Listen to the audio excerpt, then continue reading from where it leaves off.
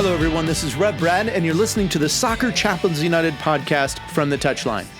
If you're a podcast regular and you've been listening to our Lesson from Lasso series, then you can go ahead and skip ahead a minute and a half to start the pod for the day. Well, it's been almost 25 years for me as a volunteer chaplain and press officer in and around professional football. Soccer, as we like to call it here in the U.S. And with that in mind, I've been offering this occasional series entitled Lessons from Lasso, essentially giving a chaplain's perspective on some of the things we see in the hit TV show meshed up with my own experiences in the game. All the while trying to be careful not to over-spiritualize what's on the screen, but commenting on some of the elements I believe can be great points of personal and professional development no matter what your role or relationship with soccer.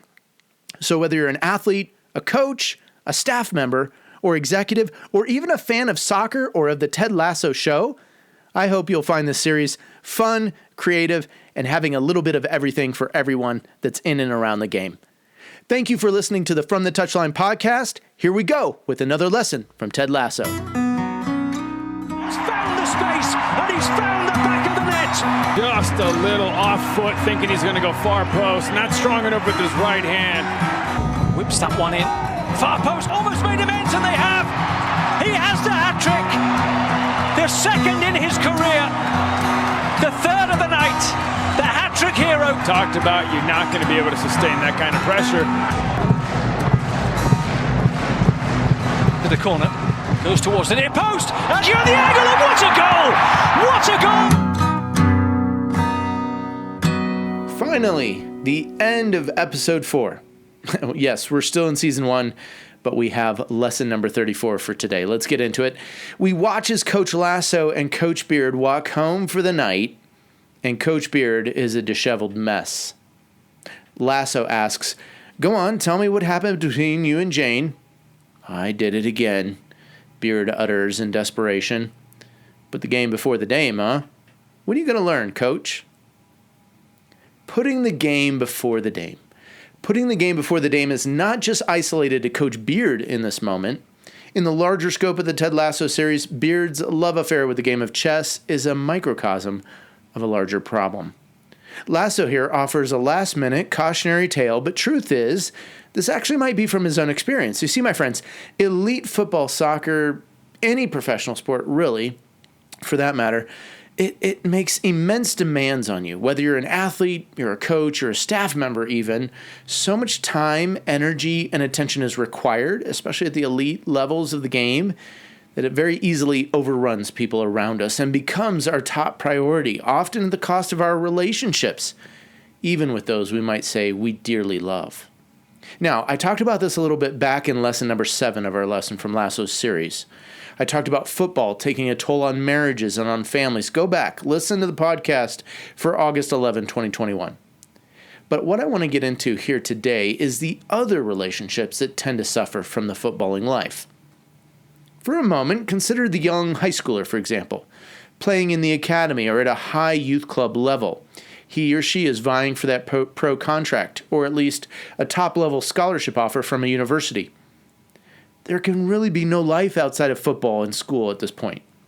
I could share countless stories of missed homecomings and missed proms, about moments where one's entire family traveled and circled around this one person and their football life, their football potential.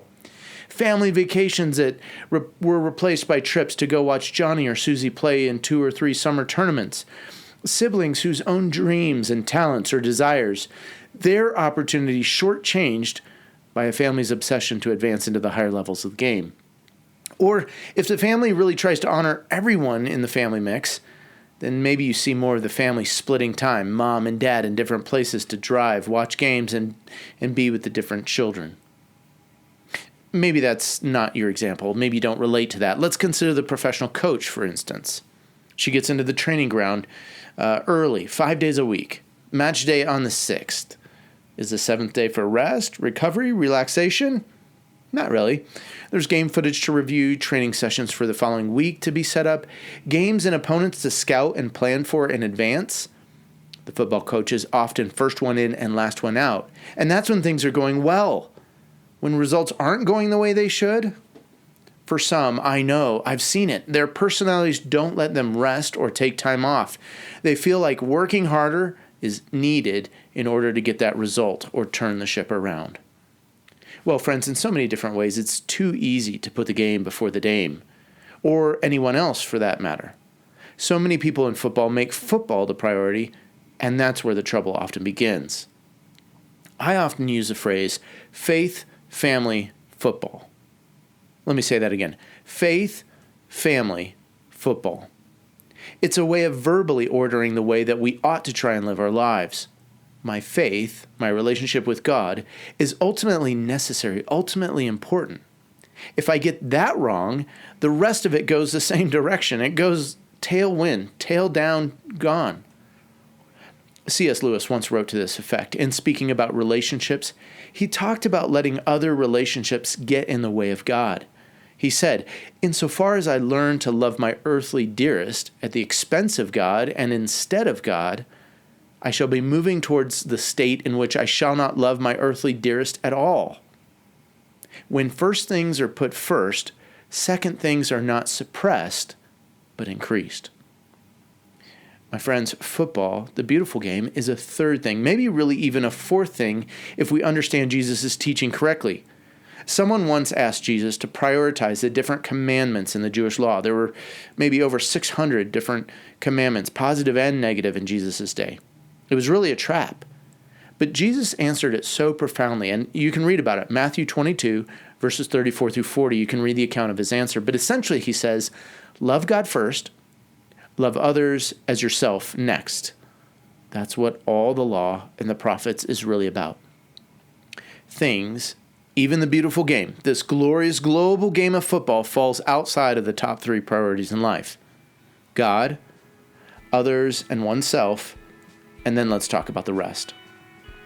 So my friend, no matter who you are or where you are in the game of football, let me encourage you.